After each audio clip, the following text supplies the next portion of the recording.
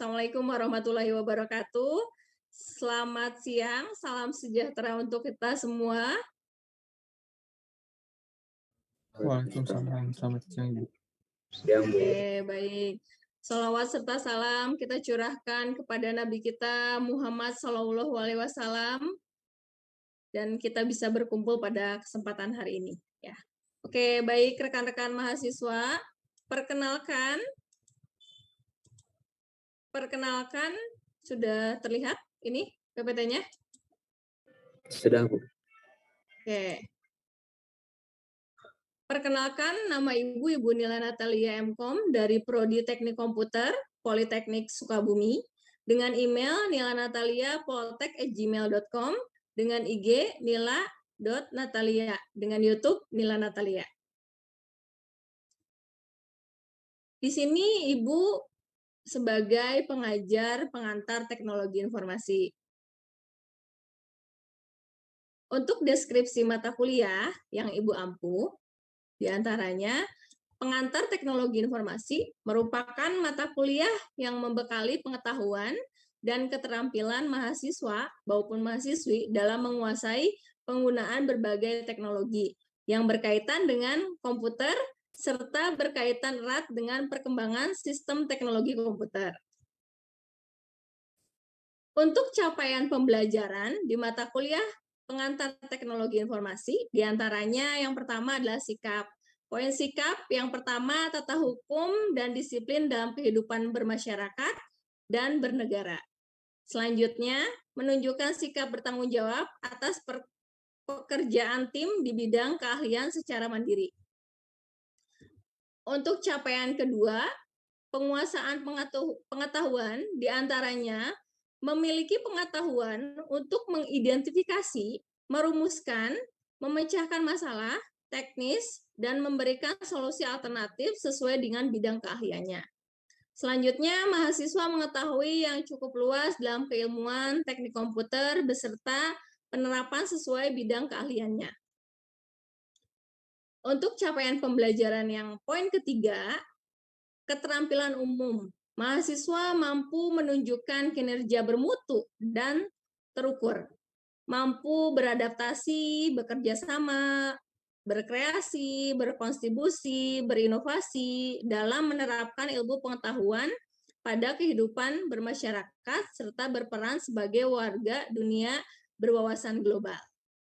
Mahasiswa pun mampu menggunakan teknologi informasi dalam konteks pengembangan keilmuan dan implementasi bidang keahlian. Untuk capaian pembelajaran di poin keempat, kemampuan khusus, diantaranya mahasiswa mampu menerapkan konsep-konsep yang berkaitan dengan arsitektur dan organisasi komputer, serta pemanfaatannya untuk menunjukkan aplikasi komputer, mampu melakukan komunikasi teknikal secara tertulis, oral, terutama pada diseminasi informasi teknis yang terkait dengan pengembangan perangkat lunak dan jaringan komputer yang telah dilakukan. Selanjutnya, capaian pembelajaran mata kuliah terdapat 12 poin.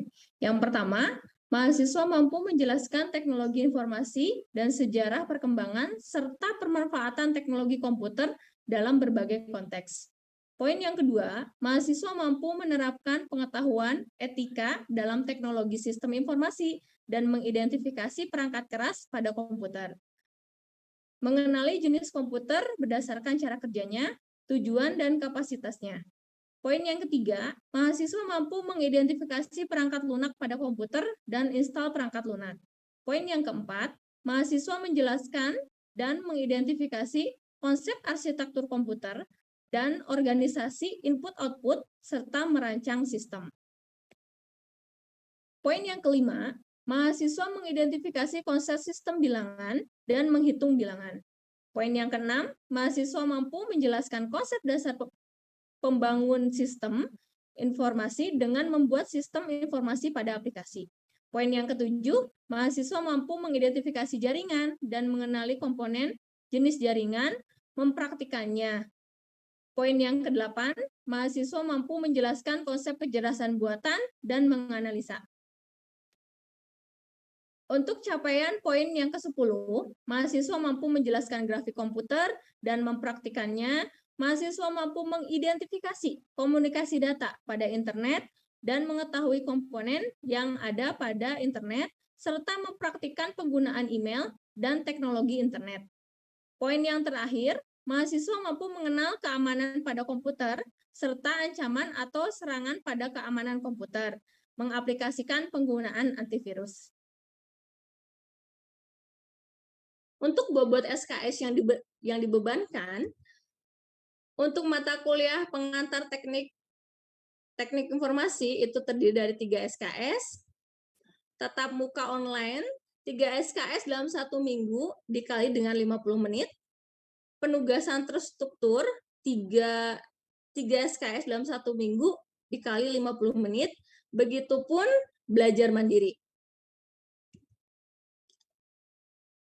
Untuk bentuk dan metode pembelajaran pengantar teknologi informasi ini, bentuk pembelajaran yang pertama itu daring, bisa dilakukan secara luring, dan kemudian apabila mahasiswa nanti tidak ingin mengulang mata kuliah yang memang sudah diajarkan, bisa menggunakan video pembelajaran melalui YouTube.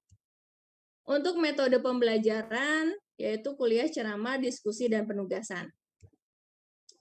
Pokok-pokok bahasan untuk mata kuliah pengantar teknologi informasi diantaranya untuk minggu pertama yaitu sistem pada komputer dan perkembangan pengantar teknologi informasi. Untuk minggu kedua dan ketiga itu kita akan belajar tentang perangkat keras pada komputer. Untuk minggu keempat, kelima itu kita akan belajar perangkat lunak sekaligus praktek untuk instalasi. Selanjutnya ada minggu ke-6 yaitu konsep arsitektur komputer. Selanjutnya minggu ke-7 konsep sistem bilangan dan minggu ke-8 itu kita akan UTS. Selanjutnya di minggu ke-9 konsep dasar pembangunan sistem pada informasi dan minggu ke-10 konsep jaringan, minggu ke-11 kecerdasan buatan, di minggu 12 grafik komputer dan minggu ke-13 internet dan extranet, minggu ke-14 dan ke-15 keamanan komputer, dan minggu ke-16 kita melakukan UAS. Untuk metode penilaian dan pembobotan dalam mata kuliah pengantar teknologi informasi, kehadiran dihitung 15%, tugas 15%, UTS 20%, praktikum 20%, dan UAS 30%. Untuk praktikum, hanya beberapa pertemuan yang melakukan praktikum. Untuk daftar referensi pertemuan pertama, untuk daftar referensi itu terdiri dari 8 referensi yang Ibu gunakan. Di antaranya buku pengantar ilmu komputer, menjelajahi dunia komputer, pengenalan komputer, mengenal komputer for business, dan lain sebagainya. Aturan untuk perkuliahan secara online, absensi gunakan SiAkad dengan link polikami.siakadcloud.com. Berpakaian sopan, absensi maksimal 3 kali pertemuan, termasuk izin ya, mahasiswa. Bagi yang tidak hadir, sakit atau izin mengerjakan tugas menggunakan SiAkad di link di bawah ini. Selanjutnya, untuk pertemuan pertama, kita akan membahas tentang pengantar teknologi informasi. Di antaranya, pengantar teknologi informasi ini ada 2 pendapat. Yang pertama, Hamzah Bauno dan Nina Lamatago pada tahun 2011.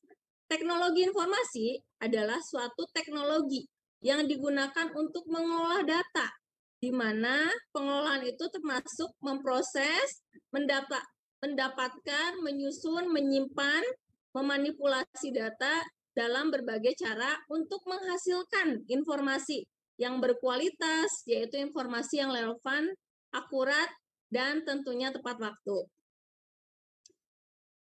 Bagaimana untuk Hamzah ini, rekan-rekan mahasiswa sudah cukup jelas? Oke, selanjutnya Wilkinson ya, di tahun 2005.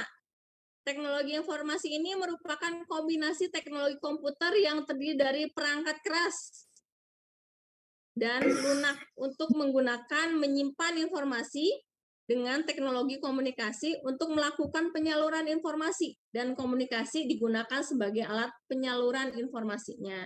Sedangkan informasinya diolah, disimpan dalam komputer.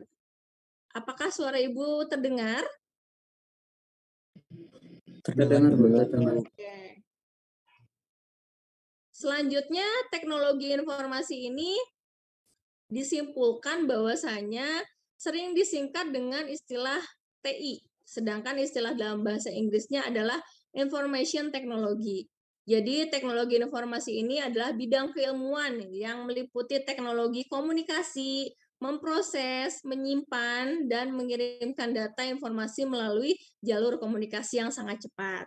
Dengan adanya teknologi informasi, kita lebih up to date dan quick response ya. Oke, contoh peralatan teknologi informasi. Ada 5 poin di sini. Personal komputer atau disebut dengan PC ya, yang sudah rekan-rekan mahasiswa biasa gunakan, apalagi di teknik komputer ini. Kemudian laptop, netbook, ataupun tablet ya, itu sudah menjadi makanan sehari-hari ya. Penggunaan sehari-hari juga ya. Kemudian email, dan radio, televisi, dan terakhir adalah telepon dan smartphone. Nah, dari kelima elemen ini, Ibu ingin bertanya nih ya kepada Kathleen ya. Kathleen ada? Hadir. Oke, baik. Untuk fungsi email itu sendiri, menurut Kathleen itu apa sih? Fungsi email tuh biasanya buat mengirim atau dan menerima pesan, terus bisa juga mengirim dan menerima file. Dan juga email ini biasanya jadi identitas kita di internet gitu. Soalnya apa-apa yang dilakukan di internet tuh butuh identitas gitu. Dengan adanya email itu kita bisa akses ke seluruh platform di internet, contohnya kayak Facebook, sosial medianya Instagram, atau ya kayak gitu-gitu. Jadi sangat berfungsi lah email tuh jadi identitas kita di internet. Oke, Begitu. baik. Berarti Kathleen sudah sering sekali ya menggunakan email ini ya? Ya, begitu. Oke. Bagaimana nih dengan Raka? Raka ada? Iya, Ibu.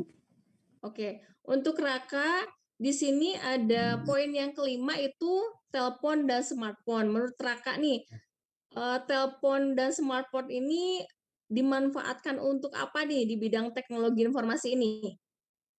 Menurut saya sebagai mahasiswa ya, Bu, ya, dengan kehadirannya smartphone memudahkan kita ketika kita ingin mengakses ketika untuk pembelajaran seperti searching materi atau jurnal-jurnal lainnya gitu, Bu.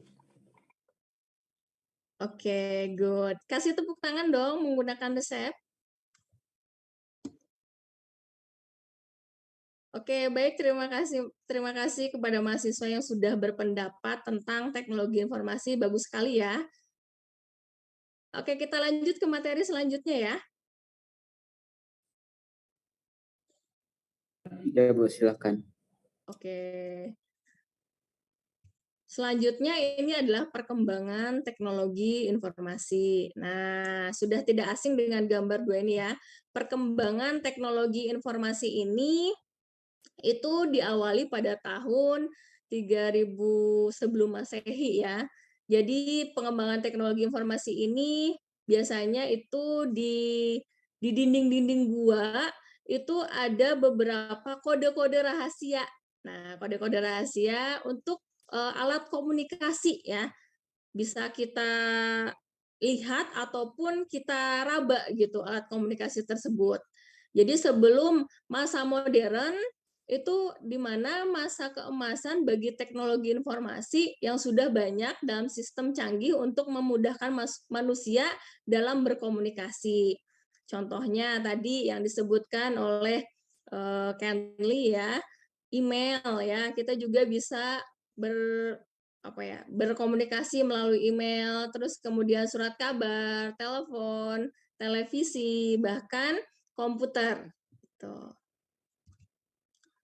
Oke, untuk teknologi informasi ini pun ada pemanfaatannya. Di antaranya dimanfaatkan di bidang keuangan, perbankan, atau contohnya itu adalah e-banking yang biasa rekan-rekan mahasiswa pergunakan untuk membayar kuliah atau transaksi secara online menggunakan e-banking.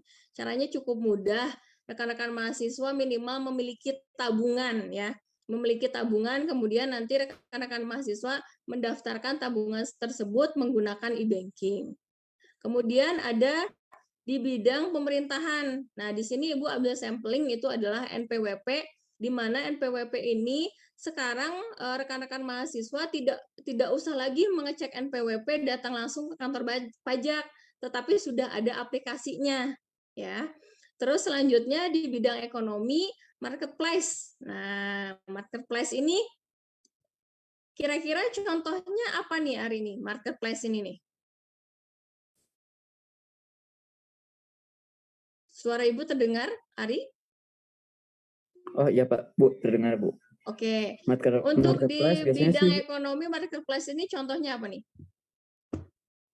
mau itu Shopee, Lazada, Tokopedia, Oke, bagus ya. di Berarti Facebook sudah juga udah marketplace, sudah TikTok sering juga udah menggunakan ya. memanfaatkan gitu ya. Oke, baik. Selanjutnya ada di bidang Sering sih kesehatan atau lumayan Bu. medis. Selanjutnya ada di bidang kesehatan atau medis, atau ada aplikasi namanya Hello Dokter ya. Oke, untuk pemanfaatan teknologi dari 4 bidang ini mungkin ada yang mau ditanyakan? Itu sih Bu, ada lagi nggak contoh-contoh marketplace gitu yang bisa dimanfaatin gitu? Oke, untuk marketplace ini tadi selain yang Ari sebutkan ya, ada beberapa marketplace, diantaranya bisa rekan-rekan mahasiswa gunakan Tokopedia untuk transaksi online, terus kemudian Shopee juga, bahkan sekarang marketplace ini meranah ke Instagram, TikTok ya, dan Facebook juga gitu.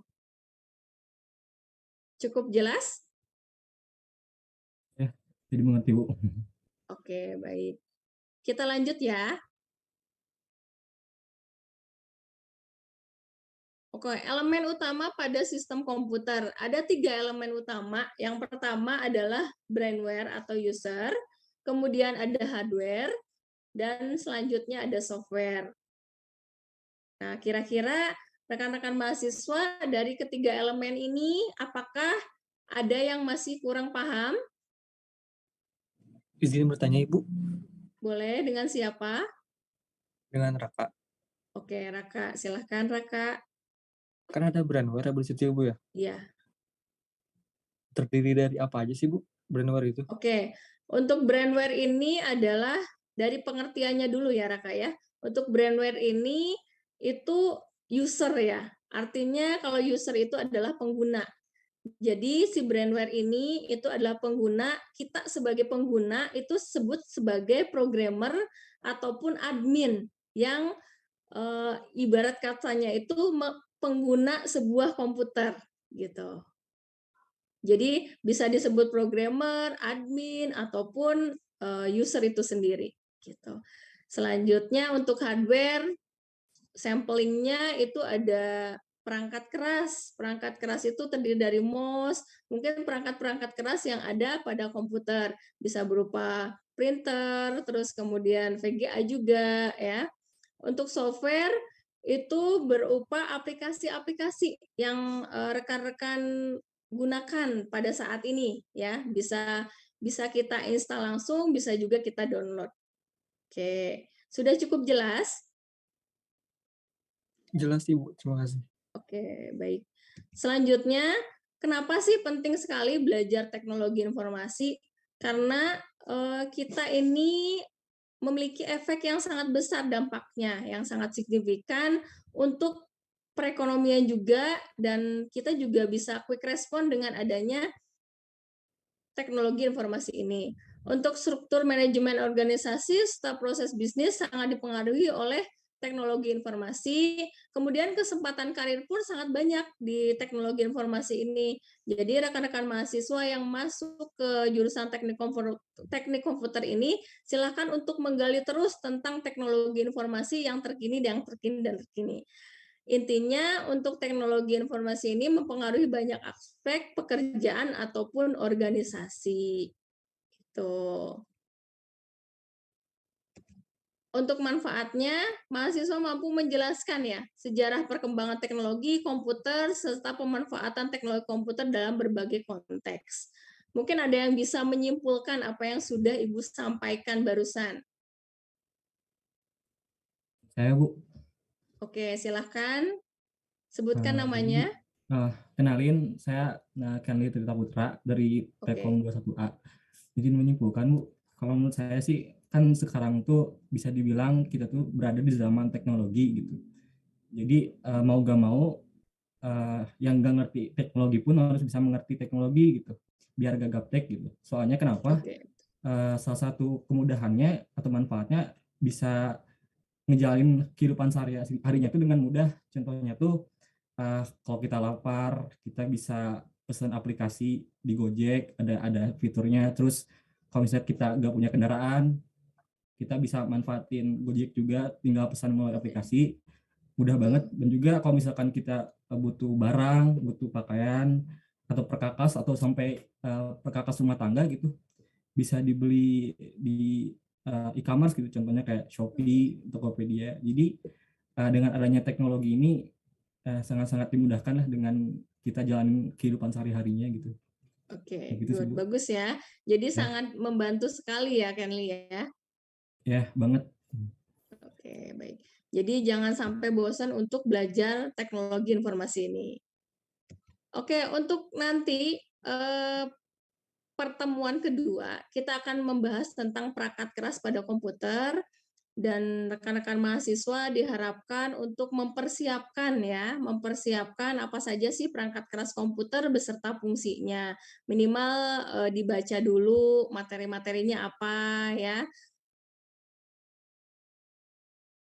Baik Bu. Oke, karena waktu ya rekan-rekan mahasiswa, terima kasih banyak untuk hari ini.